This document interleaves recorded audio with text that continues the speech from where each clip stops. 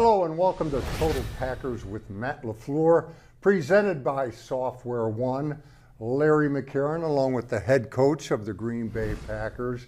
And Matt, facing the Lions on Thanksgiving Day, always a challenge, but also a big, big opportunity. Yeah, I'd say so. I think this is one of the premier teams, certainly in the NFC, but also in the NFL. They've had our number the last few times we played them. Very physical football team that is very talented. I think they're well coached. I think Dan Campbell's established a really good culture there. So we are absolutely going to have to be at our best in order to come out on top. Of course, going into the Lions game, you beat the Chargers. And that game told me without any shadow of a doubt, your offense is just getting better game by game. Yeah, certainly it is. I think we have a lot of young guys that are starting to make more and more plays.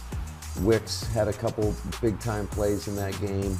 Obviously, the play at the end of the game to not only break a tackle, but to set us up for the go-ahead touchdown.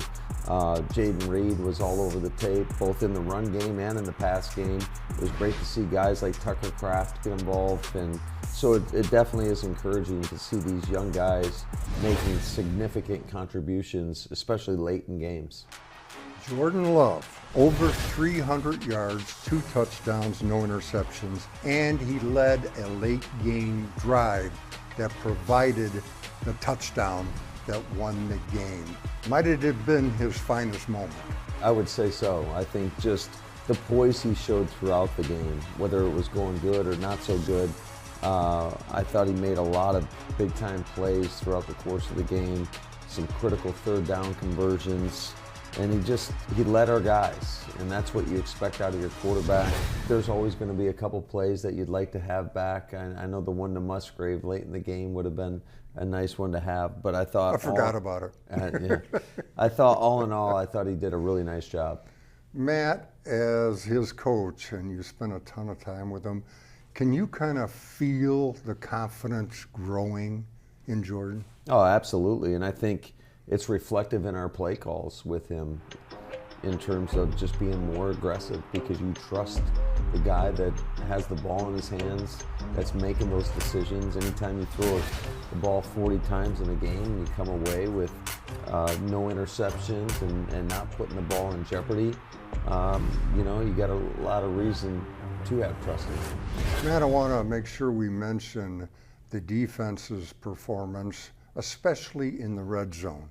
The Chargers come in ranked second in the league, score touchdowns 70% of the time, and you guys hold them to 1 of 4 in the red zone. Now that's winning football. Yeah, it was critical. That was a big reason we won the game. Certainly the forced fumble and the fumble recovery in the fourth quarter takes points off the board. So I was really proud of our guys' effort. Thank you, Matt. Coming up, a conversation with Packers great Bryan Bulaga. But first, a look back at a memorable Thanksgiving moment between the Packers and Lions. Gobble, gobble. Happy Thanksgiving. 1st and 10, 11-yard line of Detroit. Favre takes short drop, quick throw on the slant, touchdown, Jennings! Stretch play, Ryan Grant around the left end, got a nice block from Clifton, cuts it back 30. He's to the 25, accelerates to the 20, veering right again to the 15, 10, 5, out of bounds! Right side, big hole, blast to the end zone, touchdown! Bang!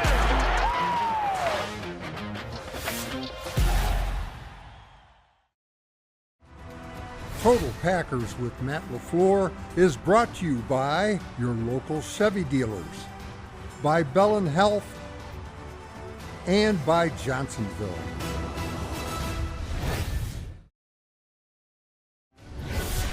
Welcome back. This one-on-one is brought to you by Brew Pub, lots of matzo pizza. Today's one-on-one will be a change of pace. My radio partner, Wayne Larrivee, sat down with Bryan Bulaga, who officially called it a career last week. Of course, he retired as a Green Bay Packer.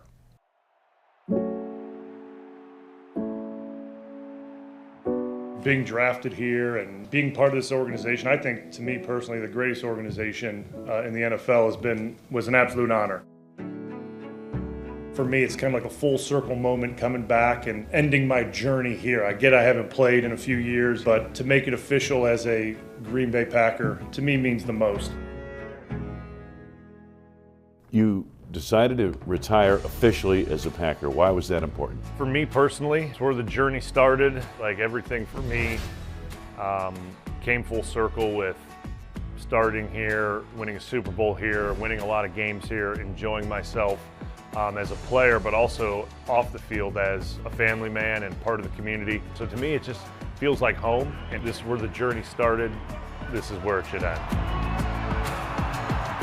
Going from Illinois to Iowa to Wisconsin was awesome. Stayed in the Midwest. For my mom, it was a 3-hour bubble. That was like her rule in college. Like, you have to have a 3-hour driving radius. For me, it was awesome to just stay home, essentially. That's what the Midwest is. That's what I feel like, bouncing all over the place. And my wife's from Southern Illinois, so she went to Iowa and then to Wisconsin as well. So, I couldn't be more thankful that Ted Thompson took a chance on me in 2010. Super Bowl 45, the Pittsburgh Steelers, the Green Bay Packers. It is finally here. You were one of the youngest players to ever play in a Super Bowl, and you started in that game. How did that strike you? Oh, you know what's funny about that? The night before the game, the night before the Super Bowl, I remember James Campen, O-line coach. Everyone knows Campy. Everyone loves Campy. He pulls me aside. He goes, "Brian, I just want you to know you're going to be the youngest player ever to start Super Bowl tomorrow." And I'm like, "Oh." I'm like, "Thank you for letting me know that." You could have told me that after the game. Snap to Rodgers, looks around, throws right side of the end zone, wide open, touchdown! The Green Bay Packers are world champions of football! Super Bowl winner your first year. Do you think this is going to be easy? Man, I'm going to have a ring for every finger.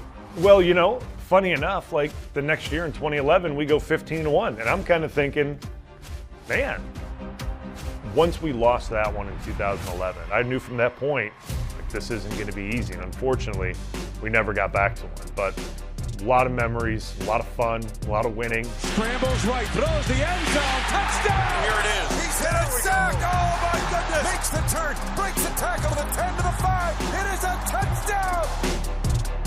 For Packer fans, they got to watch a lot of good football for a long time and got to enjoy a lot of great moments, as we enjoyed a lot of great moments. And at the end of the day, we're trying to win games and entertain people, and I think we did that pretty well, at least from my time here from 2010 to 2020. We entertained a lot of Packer fans.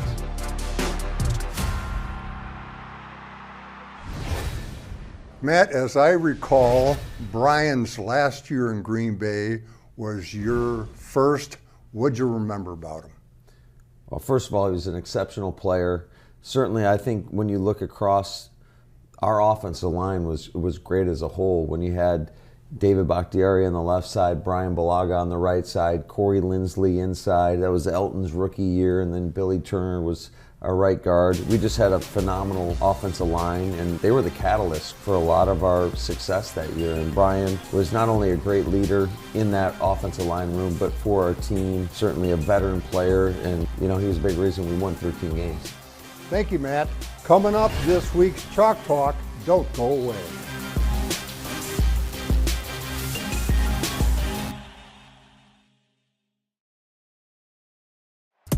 The Green Bay Packers in the most traditional Thanksgiving Day activities take on the Detroit Lions. Intercepted in spectacular fashion. Snaps in first down, dumps it off right flat. He leaps for the end zone and cartwheel into the end zone, touchdown. And here's the snap to Stafford, drills the right side. It's intercepted. Charles Woodson. Impressive win for the Green Bay Packers on this Turkey Day, 34-12. Welcome back. This week's Chalk Talk is brought to you by Network Health. The Chargers came to town with the second best red zone offense in the world. They left 1 of 4 and on the losing end of a 23-20 final score. Red zone defense, one of the keys to victory. This is 3rd and 5 on the Chargers' first red zone possession, and they're running a corner flat route combination trying to put Carrington Valentine in a pickle. Not going to happen. Carrington gets things sorted out. And then while Keenan Allen is trying to find the handle, Carrington hits him, separates him from the ball, and it falls harmlessly to the ground, and the Chargers are kicking a field goal. Second red zone possession for the Chargers, and a key play for the Packers on 2nd and 4. The Chargers trying to set up a screen pass. Here's the receiver, here's the blocker, and here's the target, Keyshawn Nixon.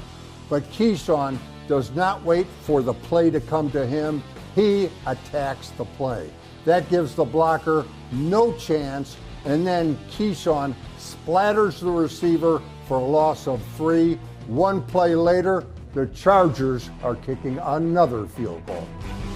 On the Chargers' third trip to the red zone, they're down to the 2, but the Packers catch a break.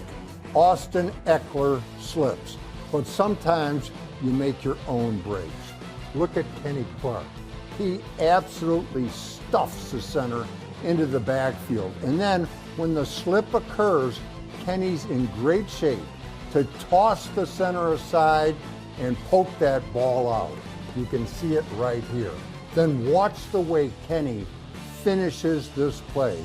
He does so with such violence, there's no way in the world Austin Eckler is recovering his own fumble. Rashawn Gary does, and on 3 trips to the red zone, the Chargers have netted a grand total of 6 points. The Chargers finally did score a touchdown on their 4th trip to the red zone, but on the play prior to it, young Anthony Johnson certainly gave them something to think about. Now, this really doesn't fit the narrative of the rest of the story, but it sure is fun to look at.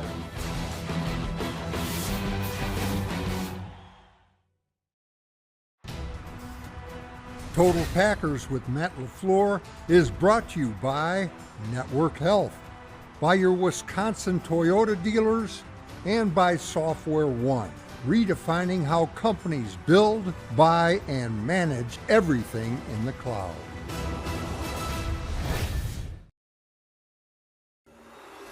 I just want to say thank you to all the servicemen and servicewomen. I don't think that I can put into words how truly thankful I am. All the things that you guys do to put me in the position to do what I do. I get to go out here and play a game. I'm just out here doing what I love. I just appreciate you guys so much, all the sacrifice that you guys make, all the work that you put in. Thank you.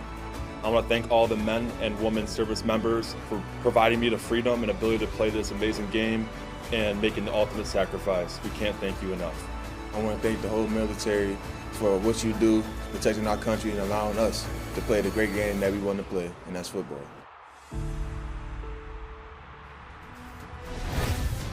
The Green Bay Packers and Fleet Farm encourage fans to support our local heroes during the Packers Salute to Service campaign.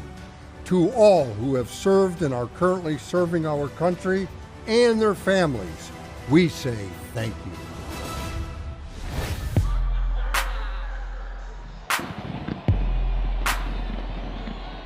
Let's do it.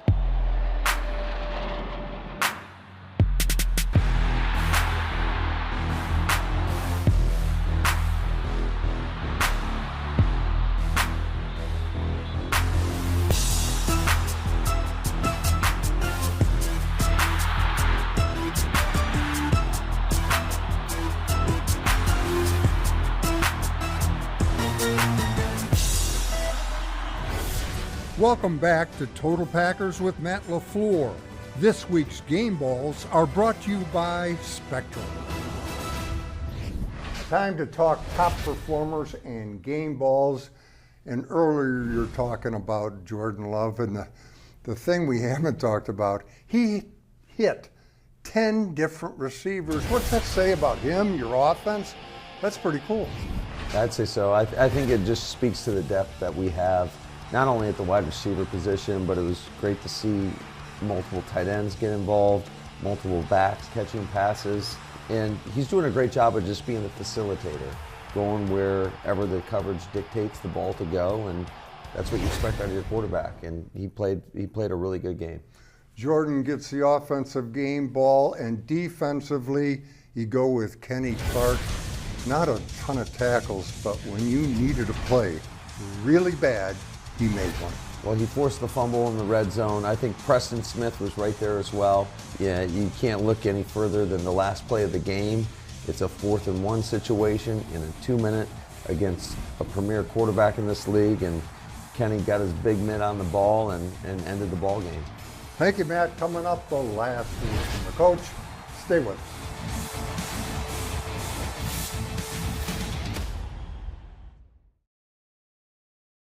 Dominate these boys today. Dominate on 3. 1, 2, 3. Dominate! The 72nd Thanksgiving Day game in Detroit. The 20th time the Packers and Lions have squared off in this Turkey Day tradition. Empty shotgun. Here's the snap to Stafford. Throws the right side. Battle in the air. Battle in the air. And then intercepted by Matthews. Yes, indeed. For the first time, the Packers start a season 11-0. Great character win, but more importantly, you got pumpkin pie waiting for you. All right? Total Packers with Matt LaFleur is brought to you by Fabic Cat, proud sponsor of the Green Bay Packers.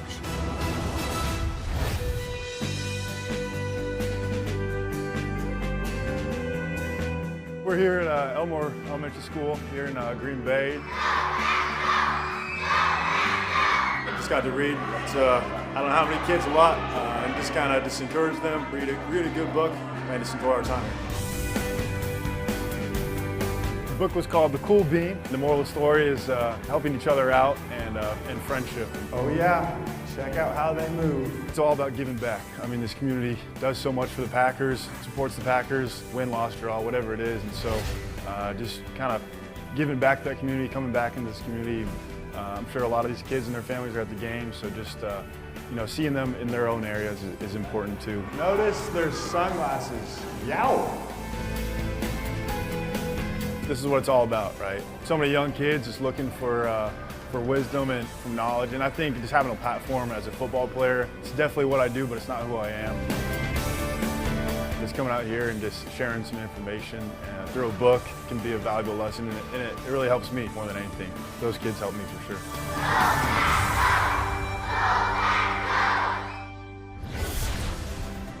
The last word with Matt LaFleur is brought to you by Construction Business Group and Wisconsin Operating Engineers. Welcome back. Time for the last word from the coach. And Matt, would you agree with this? The Lions under Dan Campbell have always been a rough and tumble outfit. Now they're a rough and tumble outfit with talent. Yeah, I'd say so. It's just reflective in their record. I think 8-2 right now, and in command of our division, and but what a great opportunity to go into somebody else's home on Thanksgiving Day. I grew up watching that game as a kid, growing up in Michigan, and it was always a special game. And I think it'll be a special moment for our players. Certainly, a lot gets packed into just a few days, so you don't have the preparation time that you're normally accustomed to. But I'm excited about the opportunity for our football team, knowing that we're going to play one of the premier teams in this league. Thank you, Matt. Good luck against the Lions, and thank you for watching. Until next time, take care and have a happy Thanksgiving.